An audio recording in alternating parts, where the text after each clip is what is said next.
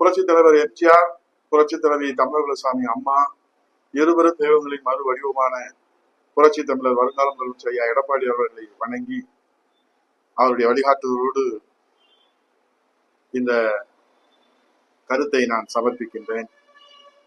இன்றைக்கு அவைக்குள் விவாதிக்க வேண்டிய விஷயங்களை எல்லாம் பொது வெளியிலே விவாதிப்பது ஆரோக்கியமான அரசியலாக அமையாது என்பது கழகத்தின் தூண்களாக இருந்து தூய பணியாற்றி வருகின்ற மூத்த தலைவர்களுக்கு தெரியாதது ஒன்றுமல்ல.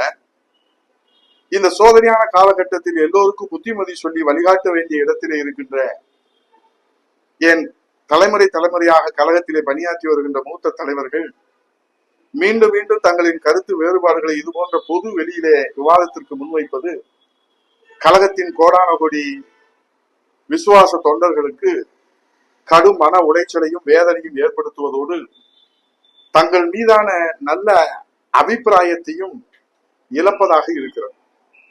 ஒன்றை நாம் சிந்தித்து பார்க்க வேண்டும்.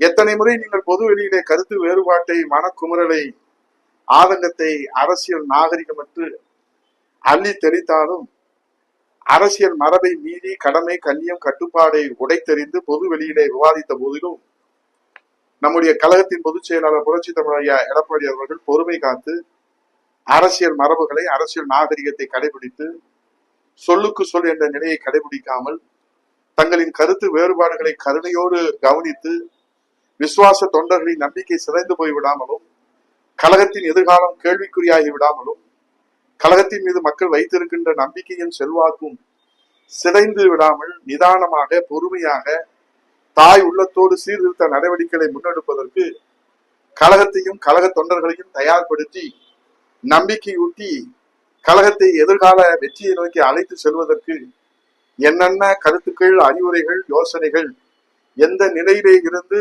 எந்த திசையிலே இருந்து வந்தாலும் அத்தனை கருத்துக்களையும் அறிவுரைகளையும் யோசனைகளையும் தாய் உள்ளத்தோடு கவனமாக கருத்திலே கொண்டு பரிசீலித்து கழகத்தில் ஜனநாயகத்தை காப்பாற்றி வருகின்ற சாமானிய தலைவரை சர்வாதிகார தலைவராக பொது வெளியிலே சித்தரிக்க முயல்வது தாங்கள் கழகத்திற்கு தருகின்ற நல்ல ஆலோசனைகளாக தெரியவில்லை.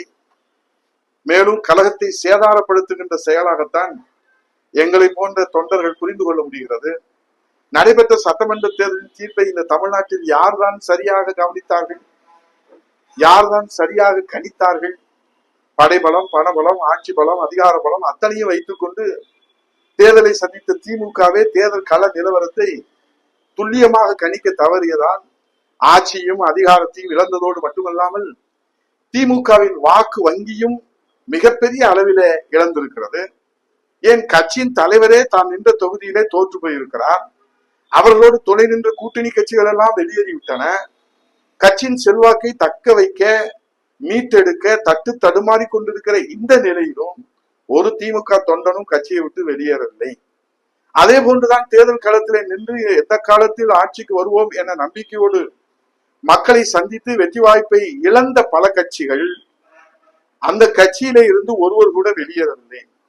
ஆனால் திட்டமிட்டு அதிமுகவை சிதைக்க நினைக்கிற விஜய் தம்பியின் ஒட்டுமொத்த அரசியல் அநாகரிகத்தின் அரங்கேற்றத்தை போர்க்கால நடவடிக்கையாக தடுத்து நிறுத்திட நாம் அனைவரும் ஒற்றுமையாக சிந்தித்து செயல்பட வேண்டிய இந்த நேரத்தில், வழிதவறி செல்கின்ற தொண்டர்களை சரியாக வழிநடத்த வேண்டிய இந்த நேரத்தில், கழக பொதுச் செயலாளர் புரட்சி தமிழர் எடப்பாடியார் அவர்களுக்கு வலிமை சேர்க்க வேண்டிய இந்த நேரத்தில் கழகத்தின் மூத்த தலைவரான தாங்களே வழிதவறி கண்ணியமின்றி தங்களுடைய கருத்தை பொது வெளியிலே விவாதிக்கலாமா? இது குற்றச்சாட்டு அல்ல, கடைகோடி விசுவாச தொண்டர்களின் மனக்குமரலே. ஆகவே வருகின்ற தேர்தல்களில் புரட்சி தமிழர் எடப்பாடியார் தலைமையில் நாம் தேர்தல் வியூகத்தை மாற்றி அமைத்து மக்களின் நம்பிக்கை பெறுகின்ற வகையில் களத்தை சந்தித்து அம்மா ஆட்சி மீண்டும் அமைப்போம். இந்த மாபெரும் மக்கள் இயக்கத்தை தொடங்கிய புரட்சி தலைவர் எம்ஜிஆர், புரட்சி தலைவி அம்மா அவர்களுடைய காலத்திலும் கழகம் சந்திக்காத சோதனைகளா, கழக தொண்டர்களின் ஒத்துழைப்போடு மக்களின் ஆதரவோடு சோதனைகள் எல்லாம் சாதனைகளாக்கிய வெற்றி வரலாற்றை கழகத்தின் மூத்த முன்னணி நிர்வாகிகளான தாங்கள் அறியாது அல்ல. ஆகவே மாண்புமிகு அம்மா அவர்கள் நம்மை விட்டு மறைந்த போது, கழகத்தை எதிரிகள் அபகரிக்க முயற்சித்த போதும், அழிக்க முயற்சித்த போதும் உங்களை போன்ற மூத்த தலைவர்கள் கழக தொண்டர்களோடு நிர்வாகிகளோடு துணை நின்று ஒரு சாமானியரான புரட்சி தமிழர் எடப்பாடி அவர்களை நம் வழிகாட்டியாக நம் உயிரினும் மேலான தலைவராக அடையாளம் காட்டினீர்கள். மாண்புமிகு எடப்பாடியார் அவர்களும் தன்னை முழுமையாக அர்ப்பணித்து 4.5 ஆண்டு காலம் நாடு போற்றும் நல்லாட்சியை வழங்கினார். தாங்களும் அதனை முக்கிய பங்கு வகித்தீர்கள். பிறகு கழகம் எதிர்கட்சி வரிசையில் அமர்ந்த போதும் சட்டமன்றத்திலும் மக்கள் மன்றத்திலும் தமிழ்நாட்டு மக்களுக்கு நம்பிக்கை நாயகனாக, எதிரிகளுக்கு சிம்ம சொப்பனமாக கழக பணியும் மக்கள் பணியும் மேற்கொண்டு வந்தார் என்பதை தாங்கள் அறிவீர்கள். அதோடு இந்த தேர்தலிலே சாமானியர் எடப்பாடியார் தான் வெற்றி பெற்று தமிழ்நாட்டின் முதலமைச்சராக பொறுப்பேற்று மக்கள் பணியை தொடர்வார் என்று நம்பினோம்.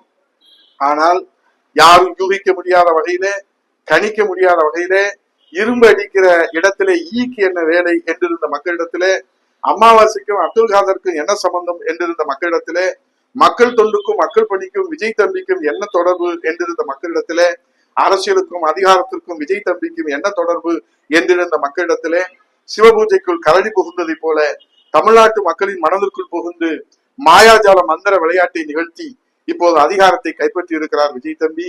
ஆனால் தமிழக அரசியலில் வீசிய விஜய் சுனாமியின் பாதிப்பு தற்போதுதான் மெல்ல மெல்ல தமிழக மக்களுக்கு புரிய வருகிறது. வெகு சீக்கிரத்திலே நிழல் எது, நிஜம் எது, மாற்றம் எது, ஏமாற்றம் எது என்பது புரிய வரும். அப்போது நாம் அனைவரும் புரட்சி தமிழர் எடப்பாடியார் தலைமையில் புது பொலிவோடு, புது வலிமையோடு, புதிய நம்பிக்கையோடு, புதிய வடிவத்தோடு புதிய வெற்றி சரித்திரம் படைப்போம். அதுவரை பேரறிஞர் அண்ணா நமக்கு கற்றுக் கொடுத்த கடமை, கண்ணியம், கட்டுப்பாட்டை நாம் அனைவரும் ஒற்றுமையோடு கடைபிடிப்போம். குற்றம் பார்க்கின் சுற்றம் இல்லை என்பதை நாம் அனைவரும் மனதிலே கொள்வோம். நன்றி, வணக்கம்.